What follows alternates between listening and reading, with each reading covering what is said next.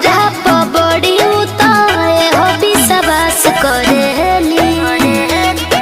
सुन ले बानी ये सखी सस बड़ी आस करेली। अरे हमरा पबड़ी उताए हो विश्वास करेली।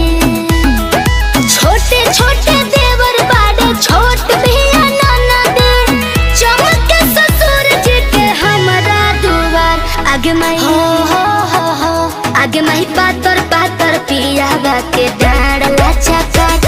आगे माही पातर पातर पियाबा के डाँड लाचाकार। आगे माही पातर पातर पियाबा के डाँड लाचाकार। डाँड लाचाकार पातर पातर पियाबा के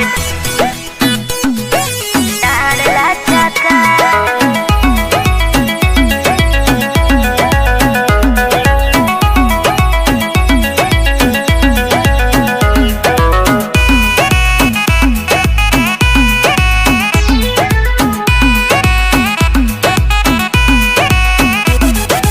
अपना ससुरवा पौना जो हम तो राज करीला।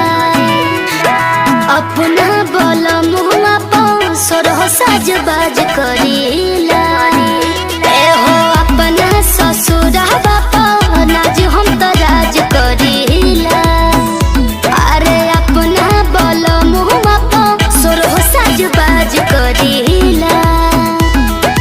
पाक प्रीतिया सरगम गीतिया गई तो तेरे छतिया ताहे ऊपर बाबे खुशबू के तर आगे माही पातर पातर पियाबा के डाँड लाचाकार। आगे माही पातर पातर पियाबा के डाँड लाचाकार। आगे माही